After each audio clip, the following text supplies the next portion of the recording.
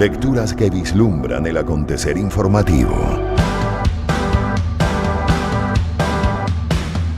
Con Román Losinski.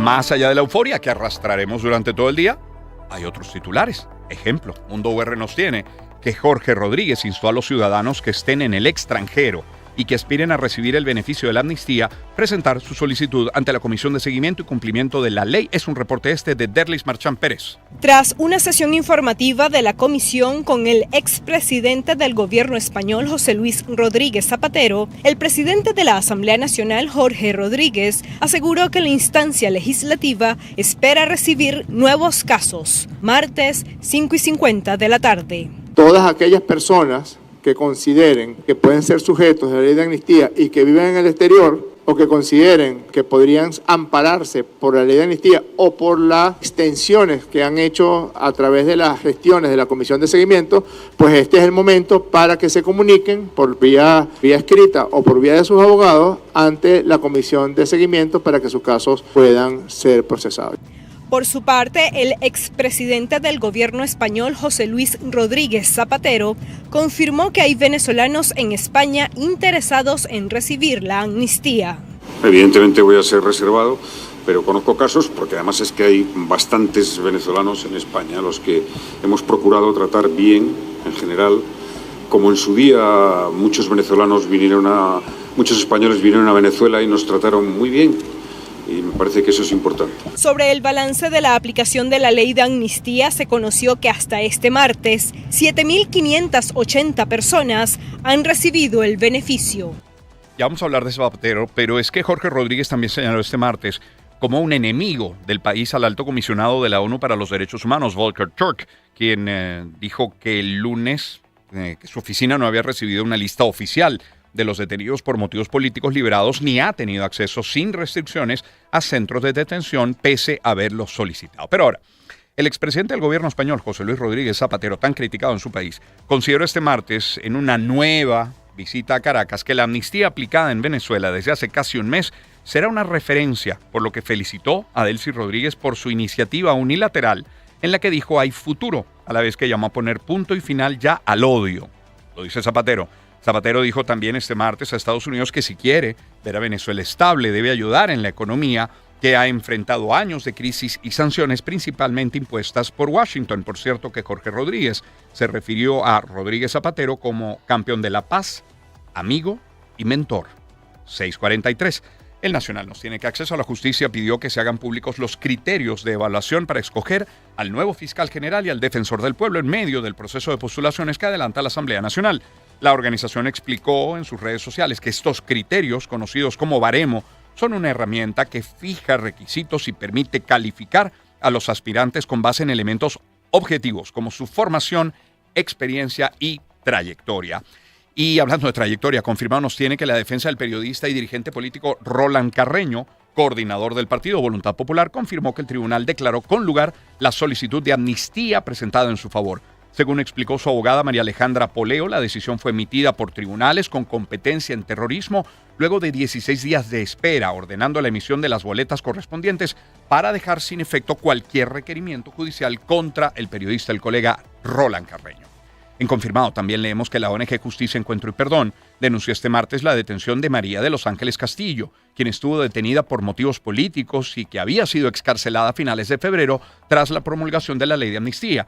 En una publicación en X, la ONG Justicia, Encuentro y Perdón señaló que Castillo fue detenida en un punto de control en Táchira cuando se dirigía a Perú para reunirse con sus hijas, a pesar de que compareció voluntariamente en 3 ocasiones ante el tribunal donde cursó su causa y ante el Ministerio Público en Caracas donde se le ratificó la inexistencia de causas pendientes, pues funcionarios de seguridad ejecutaron su aprehensión alegando una solicitud activa en el sistema. Es una cita textual según indicó la ONG. Y leemos también que Un Mundo Sin Mordaza alzó nuevamente la voz a través de su cuenta oficial en X para denunciar este martes 17 de marzo la persistente detención de los 3 funcionarios de la extinta Policía Metropolitana. Los funcionarios Héctor Robaín, Erasmo Bolívar y Luis Molina permanecen tras las rejas por los sucesos del 11 de abril de 2002. Según el video difundido por la organización, la libertad de estos hombres no llega porque representaría el colapso de la narrativa oficial impuesta desde hace 2 décadas ya. Es un texto de confirmado. donde también leemos que el Cuerpo de Investigaciones Científicas Penales y Criminalísticas cambió el grupo de agentes encargado de buscar a Víctor Hugo Quero Navas, tras interrogar a su madre, de 81 años, durante 5 horas en Caracas. Las autoridades de la policía informaron la medida a la señora Carmen Teresa Navas el viernes, en medio de la opacidad oficial sobre el paradero del detenido. La coordinadora general de la ONG Justicia, Encuentro y Perdón, Marta Tineo, informó los detalles de la citación y los motivos de la remoción en el organismo de seguridad. Le explicaron que había un grupo a cargo de la investigación. En virtud de toda presión mediática habían designado a este nuevo grupo. Por eso, ellos necesitaban hacerle una entrevista amplia de toda la información familiar necesaria, y ahora viene la parte de ellos de investigar el paradero y la situación de Víctor, según aseguró la abogada. En otros temas, 6:46, tenemos que el Colegio Nacional de Periodistas en Caracas denunció este martes una presunta acreditación express para formar comunicadores sin estudios universitarios a través de programas nacionales de formación. El gremio advirtió que esta iniciativa podría sustituir la formación académica tradicional formal exigida por la ley para poder ejercer el periodismo. Y en confirmado tenemos que sindicatos venezolanos de maestros se declararon este martes en una etapa que preconflictiva, así la califican, preconflictiva, ante la falta de respuesta del gobierno sobre sus demandas salariales, y exigieron que se abran canales de diálogo y negociación para atender la grave crisis económica, laboral y social del sector. Ante el silencio administrativo por parte del Ejecutivo Nacional y de los entes competentes, las organizaciones sindicales signatarias hemos acordado abrir formalmente una etapa preconflictiva. Lo indicaron 8 gremiales a través de un comunicado publicado por Monitor Sindical de Venezuela, a través esto también de X. Y leemos que la Federación Venezolana de Maestros rechazó la actual política de bonificación del ingreso mínimo según su presidenta Carmen Márquez. Márquez denunció que el gremio docente no desea recibir sus pagos a través del sistema de bonos de la plataforma Patria, sino que solicita la restitución del salario formal. El argumento principal de la federación es que estos bonos carecen de incidencia en los beneficios legales, lo que perjudica directamente el cálculo de vacaciones, de aguinaldos y prestaciones sociales de los educadores. Economía. En Bloomberg tenemos que la estatal colombiana Ecopetrol está evaluando oportunidades en Venezuela, donde una reapertura económica podría reactivar el comercio transfronterizo de energía, según dijo el presidente de la petrolera, Ricardo Roa. Señaló las posibles oportunidades de inversión en Venezuela que podrían alcanzar $100.000 millones y dijo al diario La República que Grupo Ecopetrol podría desempeñar un papel dada su experiencia en petróleo y gas, así como en la electricidad a través de su unidad de interconexión eléctrica. En Reuters leemos que el Consejo de Administración de PDVSA ratificó a Asdrúbal Chávez como presidente de sus principales filiales en Estados Unidos, PDV Holding, Citgo Holding y Citgo Petroleum. Así lo señala un documento al que tuvo acceso esta plataforma, la agencia Reuters.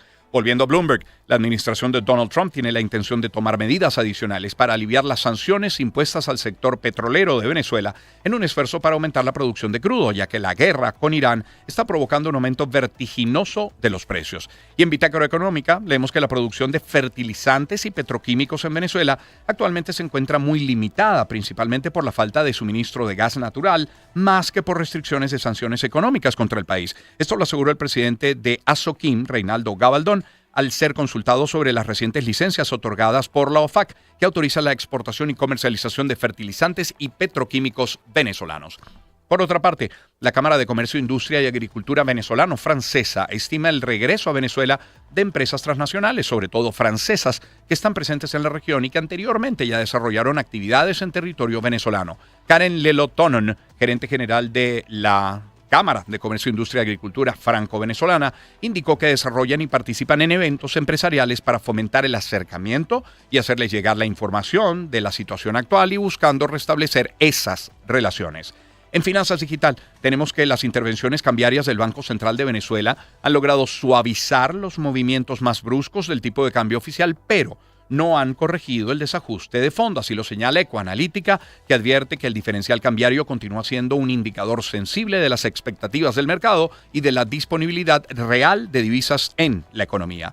Y en Mundo Verde leemos que la central azucarera portuguesa alcanza a la fecha 82% de su meta de zafra. El reporte es de Manuel Alvarado. El Central Azucarero Portuguesa se consolida como la principal factoría de su rubro en el país, al superar la barrera de 1.500.000 toneladas de caña procesadas. Este volumen representa un 82% de la meta final establecida para el ciclo. De acuerdo al vicepresidente de la empresa, Ricardo Yepes, los elevados niveles de molienda han sido posible gracias al inicio temprano de la zafra desde el pasado 3 de noviembre de 2025, favorecidos por las condiciones climáticas, lo que ha permitido sobrepasar todos los récords de producción. Estos indicadores favorables pronostican que este central azucarero, ubicado en el municipio Páez, logre alcanzar la meta proyectada de 1.830.000 toneladas de caña. Servicios públicos.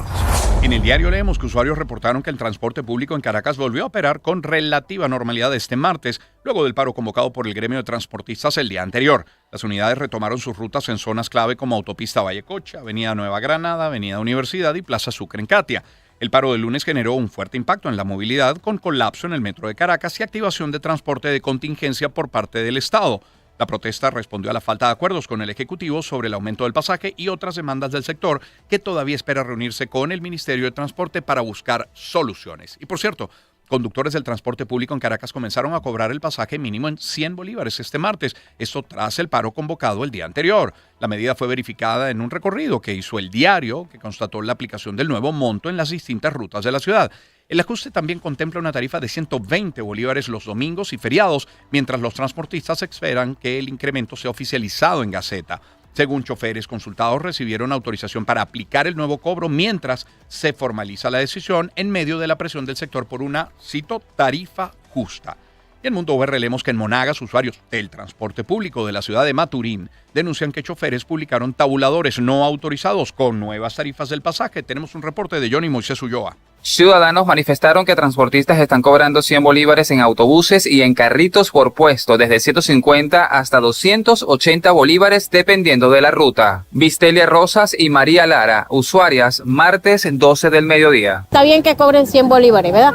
Pero que uno se monta en una unidad que esté con buenas condiciones, pero no, eso es inservible. Uno se va desbaratado desde hasta allá, hasta la casa. La verdad nos parece una falta de respeto el aumento del pasaje, ya que nosotras somos foráneas y cada día se nos hace más complicado cubrir ese gasto. Asimismo, choferes aseguraron que el aumento es justo para poder mantener las unidades. Alejandro Francés, transportista, martes 12 del mediodía. Lo que pasa es que la gente lo toma como aumento, pero en realidad es un ajuste, así como ajustan los repuestos, ajustan los supermercados, todo es un ajuste, ¿me entiendes? Nosotros no estamos dolarizados. Ante esta situación, maturinenses hacen un llamado a las autoridades para que establezcan tarifas oficiales que equilibren las necesidades de ambas partes. Y en este mismo tema, en Mérida, estudiantes universitarios exigieron que se respete el subsidio del pasaje estudiantil. El reporte es con Jade Delgado. Señalaron que los más afectados son quienes viven lejos de las dependencias universitarias y deben pagar más de 2 pasajes por día. Andrés Hernández, consejero universitario. Al cumplimiento de lo establecido en la ley, en donde establece el 50% de descuento en la cancelación del pasaje de los estudiantes establecido en Gaceta Oficial por el Ejecutivo Nacional. En la realidad que vive el país, aparte, una beca de $5 que no le alcanza para nada a los estudiantes. Son varios los problemas que limitan el normal desempeño académico de los estudiantes, becas deficientes, falta de seguro médico, comedor y el deterioro de la infraestructura. Junior Muñoz, presidente adjunto de la Federación de Centros Universitarios de la Universidad de los Andes. Nosotros tenemos ahorita actualmente una beca de $5, tenemos un comedor que no ha sido abierto, tenemos ahorita unos autobuses que nada más le surten 800 litros de gasoil cuando son más de 4.000 litros semanales. Tenemos ahorita las bibliotecas deterioradas. Los jóvenes también le hicieron un llamado a las autoridades nacionales para que tomen en cuenta lo que consideran una crítica situación que atraviesan quienes se forman en las distintas casas de estudio. Una más en materia nacional la tiene El Nacional, y es que el partido 20 Venezuela alertó este martes sobre una prolongada interrupción del servicio de agua potable que afecta a diversas localidades de la región oriental del país, especialmente en Sucre, parte de Anzoátegui y Nueva Esparta. A través de un comunicado en su red social X, 20 Venezuela, describió la crisis como una escalada desde la precariedad hacia la desesperación. Repito, un texto de El Nacional. Son las 6:55.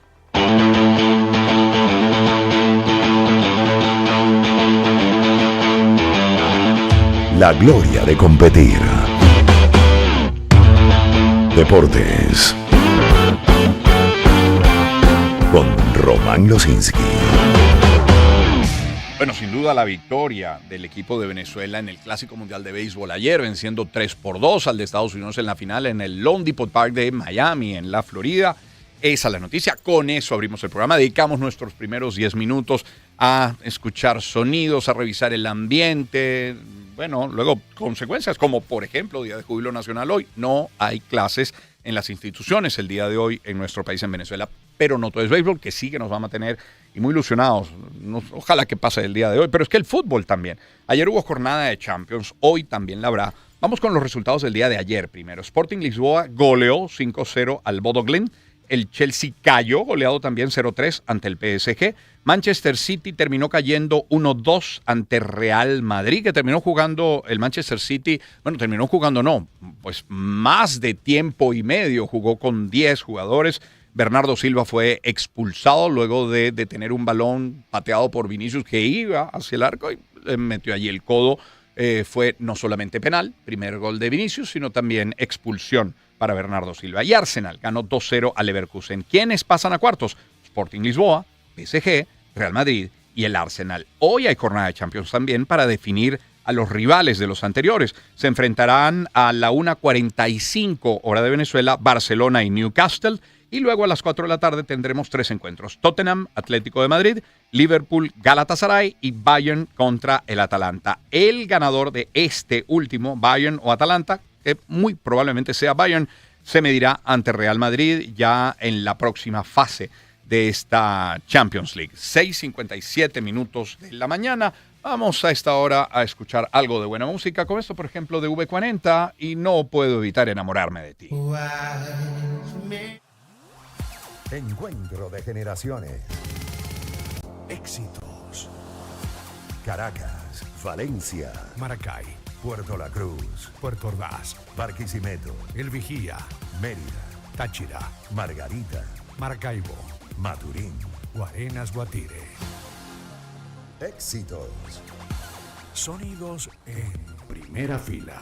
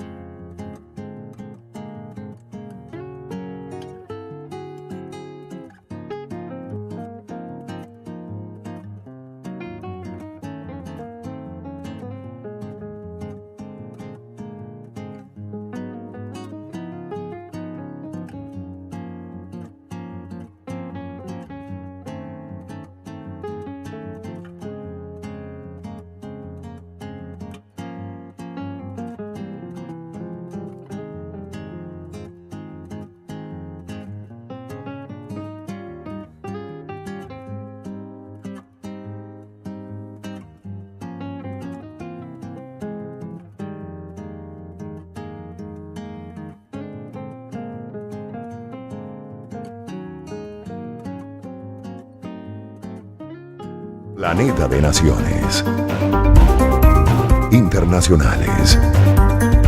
Vamos a comenzar en El Salvador, porque por ejemplo EFE nos tiene que la Asamblea Legislativa de El Salvador, dominada por el partido gobernante Nuevas Ideas, aprobó una reforma constitucional que permite la cadena perpetua de prisión para homicidas, violadores y terroristas propuesta por el gobierno del presidente Nayib Bukele y que posteriormente debe ser ratificada. Vamos a Argentina. En Mundo OR leemos que la expresidenta Cristina Fernández, viuda de Kirchner, declaró este martes por un presunto liderazgo suyo de una asociación que recaudaba sobornos. Desde Buenos Aires tenemos un reporte con Carlos Iván Suárez. La ya condenada a 6 años de prisión domiciliaria y con tobillera eléctrica Cristina Fernández de Kirchner fue trasladada hasta los tribunales de Buenos Aires para declarar acerca de la causa conocida como Cuadernos. El delito que se le imputa es asociación ilícita en carácter de jefa por más de 204 hechos de cohechos pasivos. En el inicio de la indagatoria mostró molestia con el juez, quien le pidió sus datos personales, tal como dicta la ley. Porque usted sabe que yo estoy detenida. Acá he venido en calidad de detenida con prisión domiciliaria. Ahora, me parece que todas estas preguntas son de público y notorio. Durante una hora realizó un descargo político, no respondió preguntas del tribunal y aseguró que este juicio es un circo y que se trata de una persecución política. Acusó al juez y al fiscal de ser mafiosos y reiteró que ella está presa injustamente. Ya no es que condenan sin pruebas, no, fragúan y construyen las pruebas que no son pruebas, sino que van a finalmente condenar a una persona. Estamos ante una cosa nunca vista. Posteriormente fue llevada nuevamente a su apartamento en Buenos Aires, donde cumple condena y fue recibida por militantes que la esperaron y auparon a su llegada. Ayer comentamos que el presidente de Colombia, Gustavo Petro, había hablado de un bombardeo de Ecuador a su país, porque habían encontrado una bomba que había caído de un avión. Bueno, hoy nos tiene EFE que el presidente de Colombia dijo este martes que se confirmó que la bomba sin explotar, que fue hallada en la frontera con Ecuador, es del ejército de Ecuador, por lo que su gobierno enviará una nota de protesta diplomática. Ahora, Daniel Noboa, el presidente de Ecuador, niega bombardeos en Colombia y dice que las operaciones contra el narcotráfico ocurren en Ecuador. Estefanía Chaparro tiene la información. Noboa afirmó en su cuenta de X que su gobierno sí ejecuta operaciones militares contra grupos armados irregulares y organizaciones del narcotráfico, pero aseguró que estas acciones se realizan únicamente dentro de territorio ecuatoriano y con apoyo de cooperación internacional. En su respuesta, Noboa también acusó al gobierno colombiano de haber dado cabida a familiares de Adolfo Macías Villamar, líder de la banda criminal Los Choneros. Las declaraciones se producen en medio de tensiones entre ambos países que también mantienen una disputa comercial con aranceles recíprocos a sus productos. Mientras tanto, el gobierno ha intensificado las operaciones contra el narcotráfico y anunció recientemente nuevas acciones de cooperación internacional en materia de seguridad. Pues Petro dice que hay 27 cuerpos calcinados a causa del bombardeo proveniente de Ecuador en la zona fronteriza. En este caso, un reporte de Oscar Pineda.